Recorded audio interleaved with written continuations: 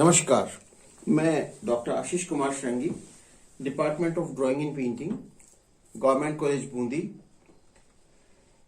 Students, practical paper rendering के बारे में बात कर रहे हैं। आज हम वापस फिर रेंडरिंग पे आ गए। एक्चुअली ये बहुत प्रैक्टिस का विषय है। आप लोग इसमें बहुत सिंगल तरीके से फेस को एज इट इज बनाते हैं। यहाँ मैं आपको आज फिर एक रेंडरिंग बना के दिखाने वाला हूँ।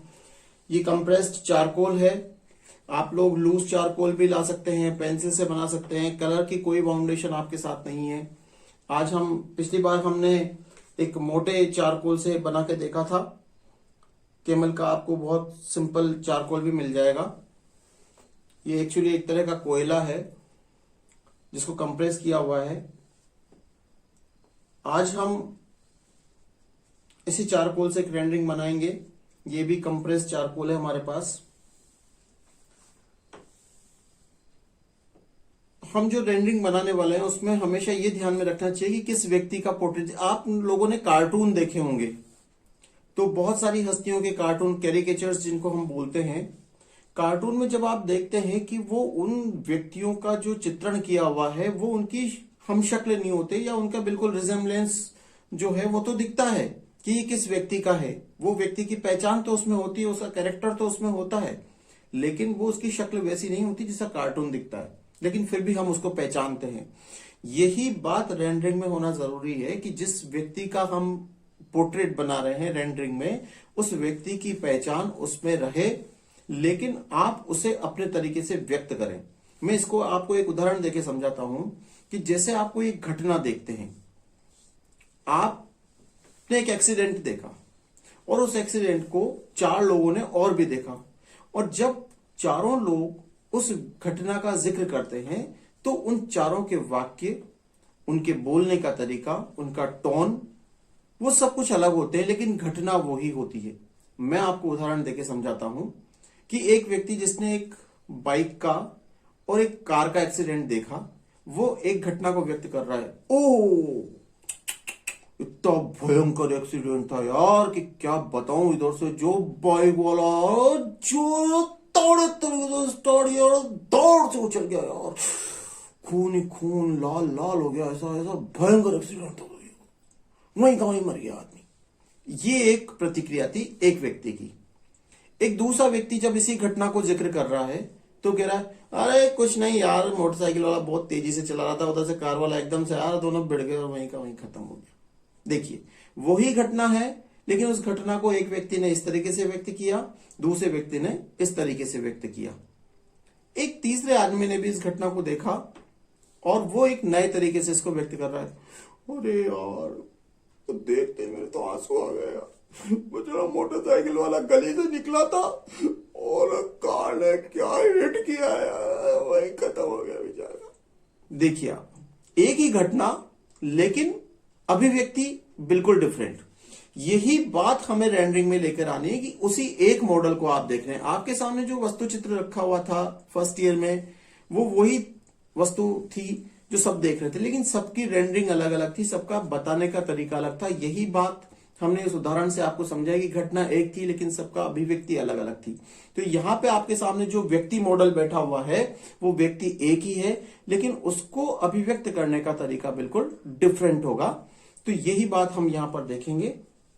एक रेंडरिंग पिछले वीडियो में भी हमने बना के देखी थी, इस वीडियो में भी हम एक और रेंडरिंग बनाते हैं। आइए शुरू करते हैं।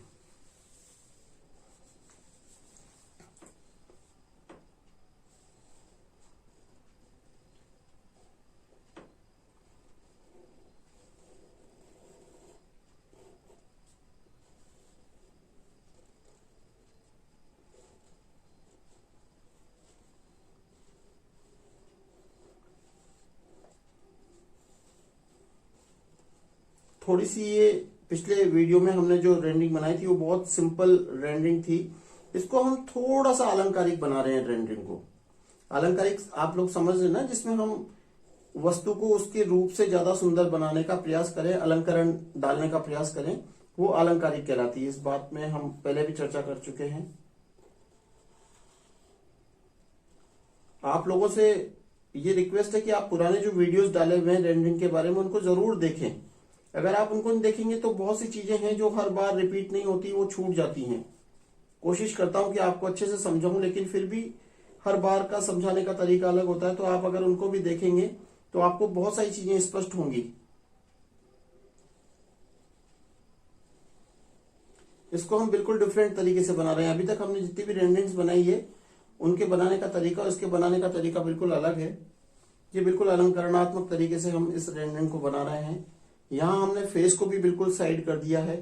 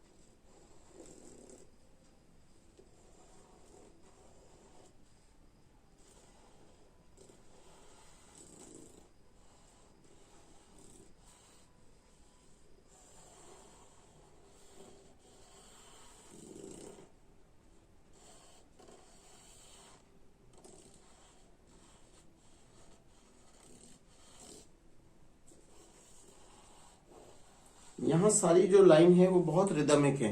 पिछले वीडियो में जो हमने देखा था वो बिल्कुल ज्योमेट्रिकल फॉर्म्स में थी, स्ट्रेट लाइंस थी, ट्राइंगल्स थे, स्क्वायर्स थे।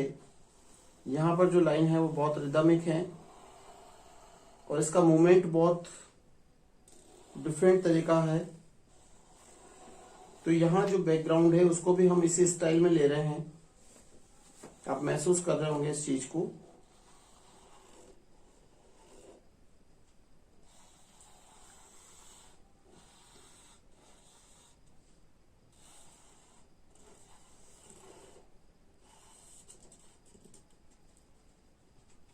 तो इस तरह से हम डिफरेंट तरीके से कुछ रेंडरिंग्स बना सकते हैं। पिछले वीडियोस में हमने अलग अलग तरीके से रेंडरिंग बनाई थी। तो एक तरीका ये भी रेंडरिंग का है। कई तरीके से आप एक ही बात, जैसे हम बात कहते हैं कि एक मुंह और 1000 बात, 100 मुंह और 100 बातें, यानी एक ही बात को जब 100 मुंह यानी 100 व्यक्ति बताते हैं तो वो उतने ही तरीके से व्यक्त हो जाती हैं। तो यहां भी अलग अलग तरीके से आप उस एक ही फेस को व्यक्त कर सकते हैं। एक और स्केच हम बनाकर इसका देख लेते हैं, उससे आपको क्लियर होगा। एक और रेंडरिंग अब कुछ नए तरीके से मैं आपको दिखाता हूं, सिंप्लीफाइड तरीके से ज्योमेट्रिकल फॉर्म में बनाने की कोशिश करते हैं, लेकिन कुछ डिफरेंट स्टाइल में।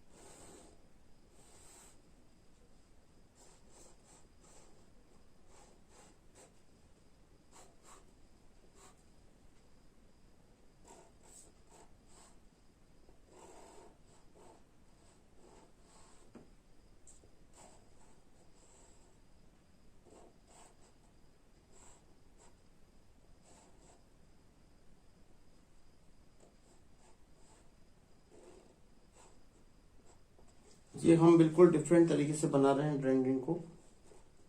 यहाँ पर आप नोटिस कर रहे होंगे कि मैक्सिमम लाइंस को हम डबल ले रहे हैं। ये डबल लाइन का जो कॉन्सेप्ट है आप लोगों ने मांडना में देखा होगा। ज्यादातर बच्चे ग्रामीण परिवेश से हैं तो आप लोगों ने मांडना जरूर जानते हैं। मांडना के बारे में, गांव में जो मांडना बनता है वहां पर आप देखेंगे कि मांडना में हमेशा फॉर्म्स में डबल लाइन आपको देखने को मिलेगी। उसी स्टाइल में हम इसको बनाने की कोशिश कर रहे हैं।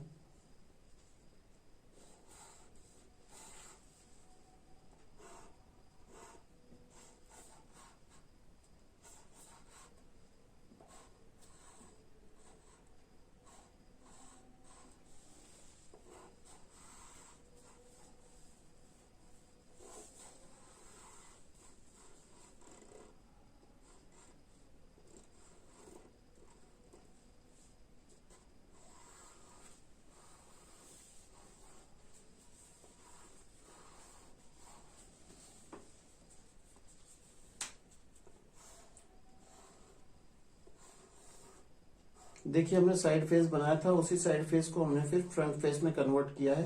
तो एक साइड का फेस भी आप अगर इस फेस को छुपा के देखेंगे तो यहां से ये पूरी नाक निकल रही है और ये साइड फेस नजर आ रहा है ये वाला। लेकिन इसी के साथ हमने इस फेस को जोड़कर इसमें फ्रंट फेस की भी अपील दी है। तो फ्रंट और साइड दोनों एक साथ अगर कंबाइन हो तो किस तरह से नजर आएंगे, ये आपका अपना सोचने का तरीका है कि किस तरह से आप सोच सकते हैं।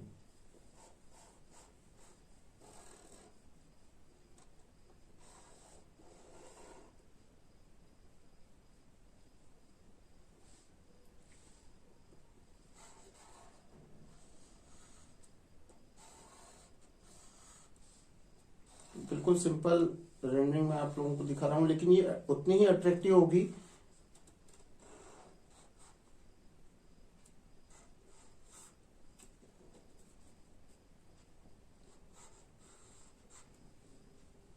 अब इसको हम कोशिश करेंगे कि बिल्कुल मांडना स्टाइल में ही डेवलप करें पूरी फॉर्म को।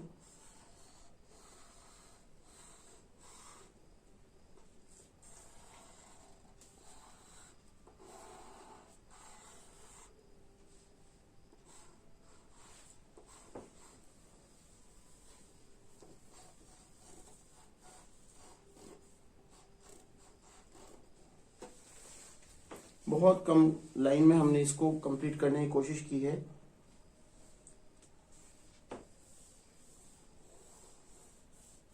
वही फॉर्म्स हम यहाँ पे लेंगे जिससे आप मांडना में काम करते हैं, उसी पैटर्न पर बनाने की कोशिश करेंगे इसको।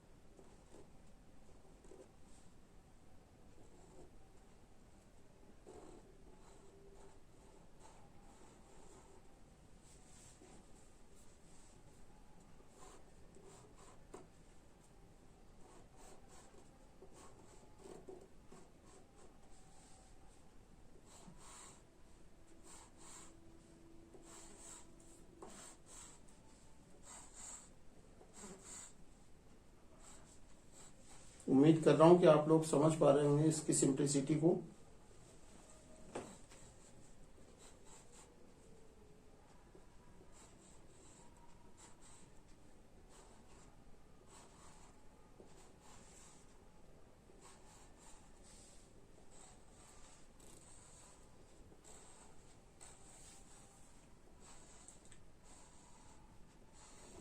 लोक कला में जो सादगी है उसी सादगी के साथ हम इस रेंडरिंग को कंप्लीट कर रहे हैं।